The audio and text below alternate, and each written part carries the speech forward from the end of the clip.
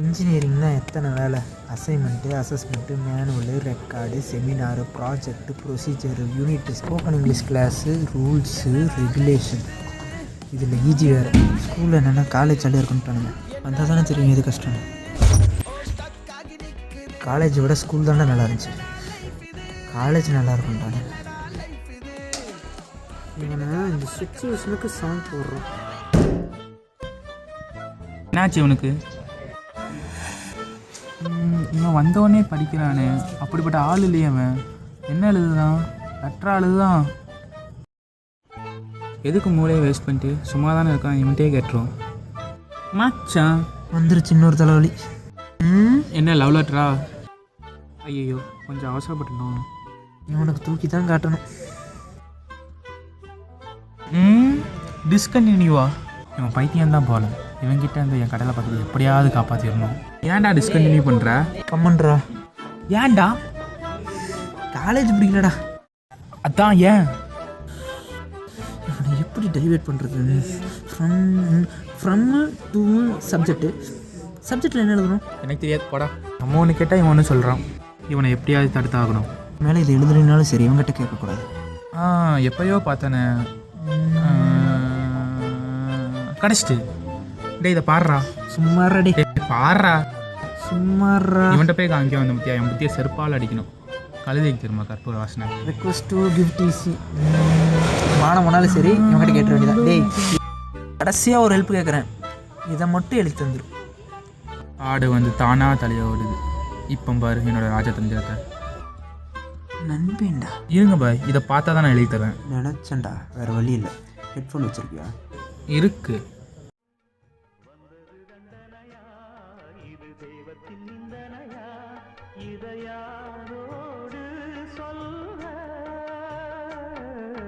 குயில பூடிச்சி கூண்டில் அடைச்சி கூவ சொல்லுகிற உலகம், மயில பூடிச்சி கால உடைச்சி ஆட சொல்லுகிற உலகம். அது எப்படி பாடுமையா, அது எப்படி ஆடுமையா? ஓ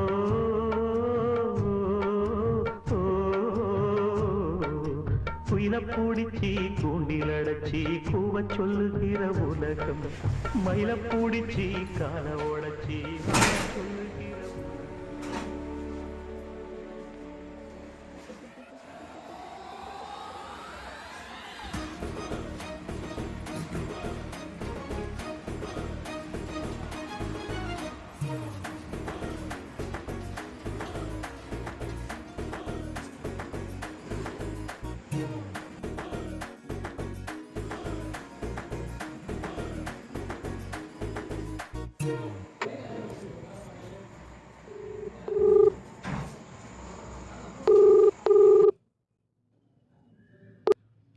சொல்கிறா, நான் வீடியோ எடுத்துகிட்ருக்கேன். என்னாச்சு?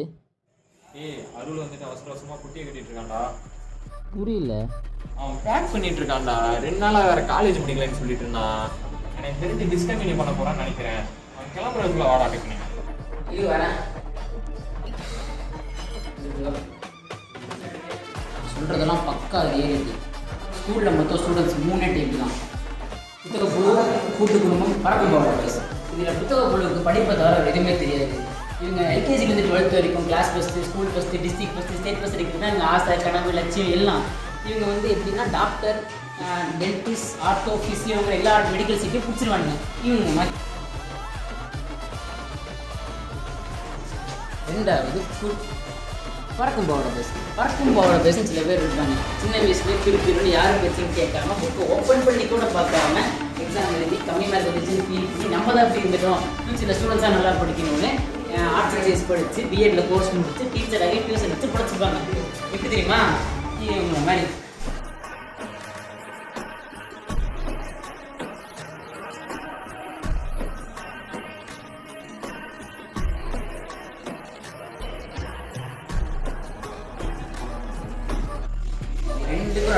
டேஞ்சரஸான கேம் தான் கூட்டு குடும்பம்.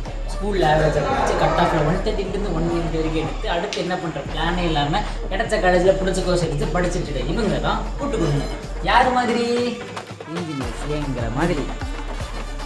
டாக்டர்ஸ்னா ஊசி போடுவாங்க, டீச்சர்ஸ்னா தலையில கட்டி முட்டை போடுவாங்க. ஆனா இன்ஜினியர்ஸ் என்னடா நாங்கெல்லாம் ப்ரொஃபஷனல்ஸ். என்ன பண்ண போகிறோம் 4 வருஷம் படித்தாவே தெரியும். we can learn and we can do. அடுத்து என்ன பண்ணணும்னாங்க தெரியாது. ஆனால் காலேஜ்னால் இப்படி தான் இருக்கணும்னு நாங்களே நிறைய எக்ஸ்பெக்டேஷன்ஸ் இருக்கும். செகண்ட் இயர் படிக்கும்போது காலேஜ் எங்கள் கண்ட்ரோல், டீச்சர் கிளாஸ் எடுக்கும்போது அப்படியே வெளியே போயிடலாம். வெறும் 40 பேஜ் வச்சுனா போகணும், பாஸ் ஆகிடலாம். மியூசியம் இருக்குது, டான், சில்லுன்னு ஒரு காதல், 3 Idiots, இந்த படத்தெல்லாம் பார்த்துட்டு காலேஜ் நேரனால இப்படி தான் இருக்கணும் நிறைய எக்ஸ்பெக்டேஷன் வச்சுருப்பாங்க. ஏன் நாங்களே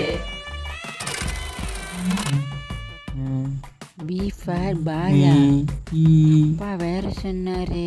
டீச்சர் டீச்சர் தப்பா சொல்லியிருப்பாங்க போல. டேய் என்னடா நம்ம எல்கேஜி தான் ஜாலியாக இருக்க முடியும்டா.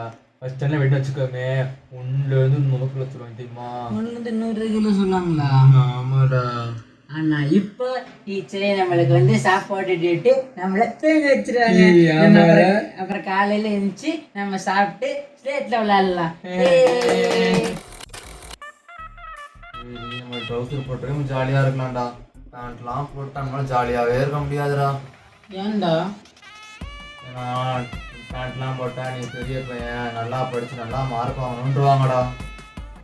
அதெல்லாம் இருக்கட்டும். என்கிட்ட ஒரு 10 ரூபா வாங்கினது எப்போ தருவார்?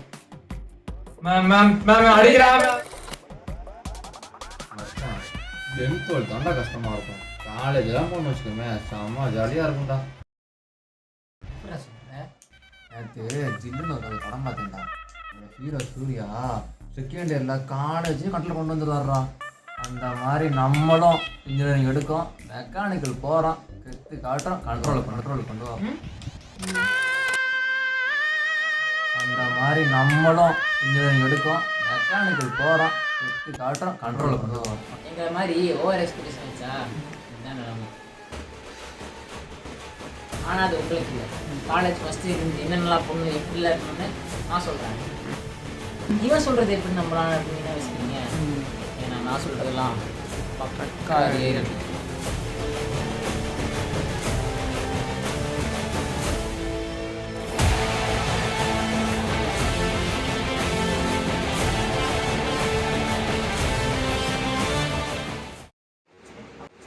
என்னதான்டா கேட்குறேன்? தெரிஞ்சுக்கிட்டேன் உலகம் புரிஞ்சுக்கிட்டேன் கண்மணி, ஏன் கண்மணி ஞானம் பிறந்திருச்சு நாளும் புரிஞ்சிருச்சு கண்மணி, ஏன் கண்மணி. இதை நீயே வச்சுக்கூடா.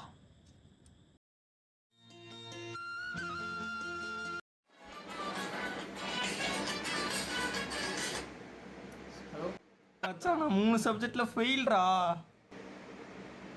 சரி இதான் நான் வரேன்டா.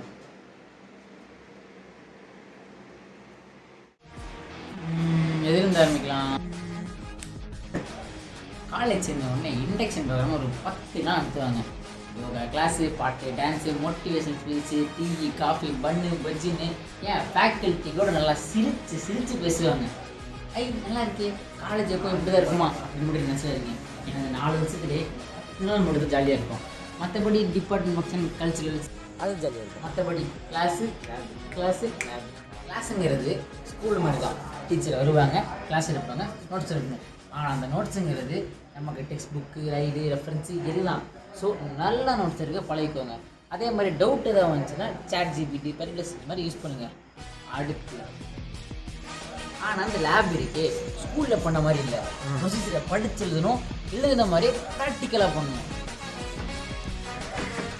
செகண்ட் இயரில் ஏதாவது லேபு கொஞ்சம் ஈஸியாக இருக்கும். ஆனால் ஃபஸ்ட் இயரில் கொஞ்சம் கஷ்டமாக தான் இருக்கும். நாளைக்கு லேப்னா இன்றைக்குனே டெக்கு அட்லீஸ்ட் கொஞ்சமாவது படித்தா நாளைக்கு ஈஸியாக இருக்கும். அப்படி படிக்காமல் தான் வருவேன்னு பார்த்தீங்கன்னா, வருவேன் தப்பாக எழுதுவே சைன் போட மாட்டாங்க, ரிப்பீட்டு. வருவேன் தப்பாக எழுதுவே சைன் போட மாட்டாங்க, ரிப்பீட்டு. வருவேன் தப்பாக சைன் பண்ணுவாங்க, ரிப்பீட்டு. வருவேன் தப்பாக சைன் பண்ண ரிப்பீட்டு. இதுக்கு ஒரு எண்டே இல்லை. அதை விட இன்னொரு முக்கியமான விஷயம் இருக்குது. அது என்னன்னா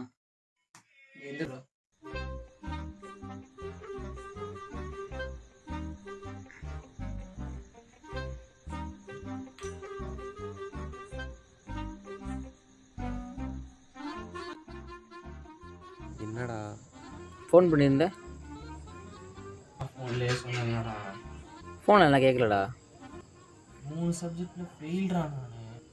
3 சப்ஜெக்ட்ல ஃபெயில்ரா நானு. 3 சப்ஜெக்ட்ல ஃபெயில்ரா நானு. ஃபெயிலா? என்ன நாட்டாடுன்னு அன்னைக்கு நேற்று தூங்க விட்டியாடா. ஒரு டான்ஸை போட்டால் கரெக்டாக இருக்கும். ஐயோ பார்க்குறேனே.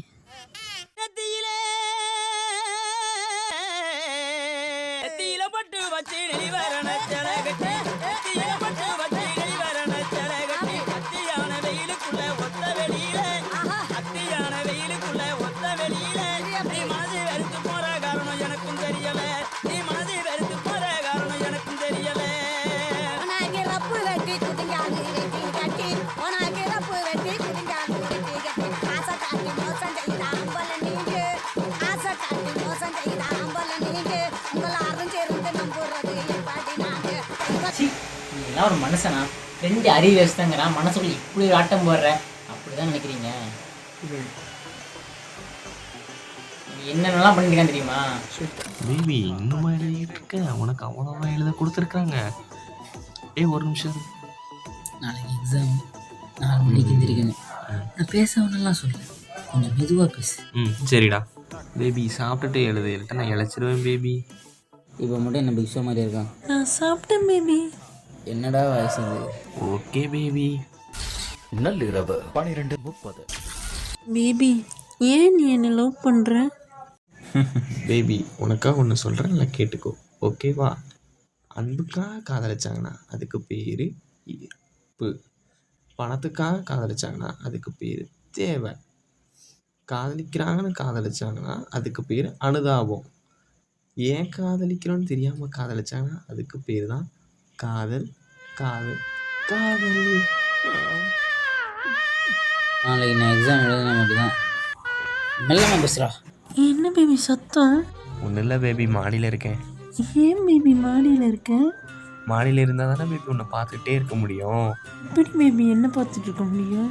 மாடியில் தான் இருந்தால் தானே பேபி நிலா தெரியும். ஐயோ சாமி முடியலடா.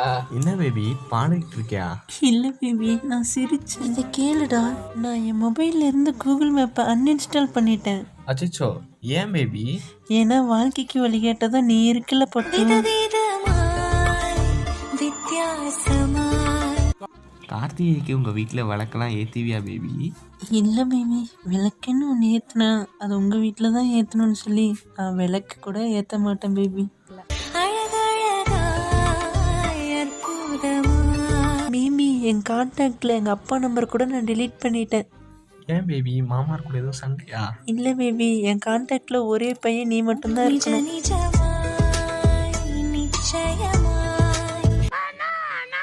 பேபி அப்புறம் சாப்பிட்டியா? சாப்பிட்டேன் பேபி, நீ சாப்பிட்டியா? சாப்பிட்டியாவா? மறுபடியும் முதல்ல இருந்து ஆரம்பிக்கிறானுங்க. மாடியில் போய் கொசுக்கடியில் படுத்தாலும் படுப்பேன், இவனுக்கு பக்கத்தில் படக்கூடாதுப்பா சாமி. லவ் பண்ணுறேன்னு நம்ம காதை பிடிச்சி கடிச்சு வைக்கிறாங்க. இவனுக்கு காதல் பண்ணுறதுக்கு நம்ம காதை தான் கிடச்சிதா? டேய் எங்கடா போற? மாடிக்கு போகிறேன். டேய் மாடியில் கொசு கடிக்கும்டா. உங்கள் கடிக்காது எவ்வளோ பரவாயில்ல போடா. நான் படிச்சுக்கிட்டு தான் இருக்கேன். நல்லா படி பேபி. உன் கூட பேசினா அவன் பிறகு படிப்பான். எனக்கு நாளைக்கு எக்ஸாமுடா. மாடியில் தான் இருந்தால் தானே பேபி நிலா தெரியும். என்னென்ன சொன்னேன், எனக்கு இன்னும் உயிரி இடங்கள்ல. இன்னும் ஒரே ஒரு டான்ஸு.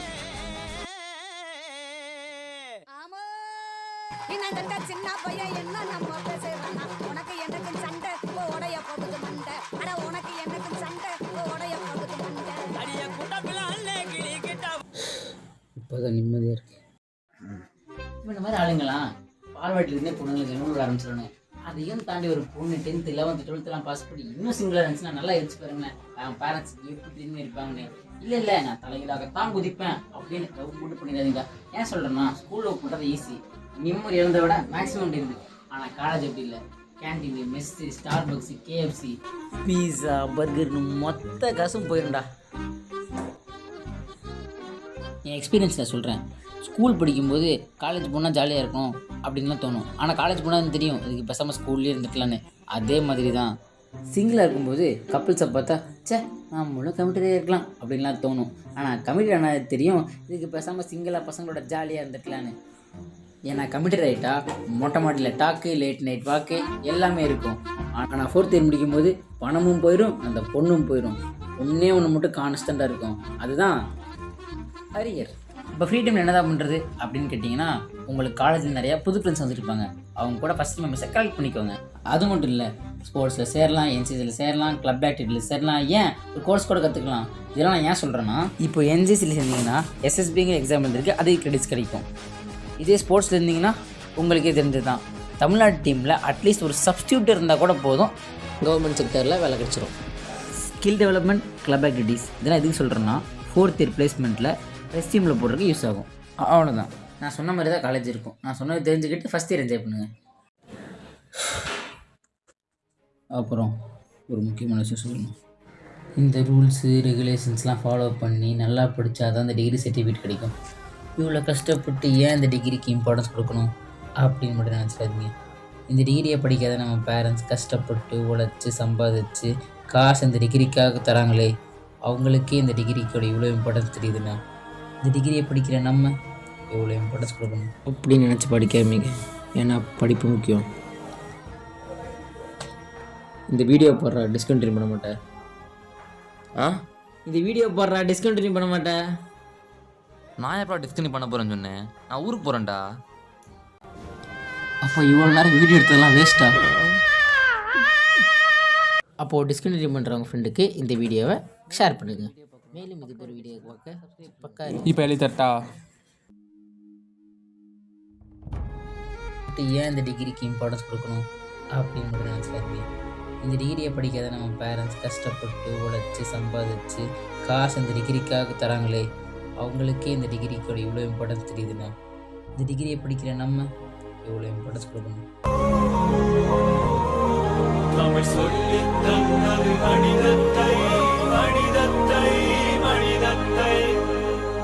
ஒரு 2-3 லைன் கொஞ்சம் வேற மாதிரி ட்ரை பண்ணலாம்.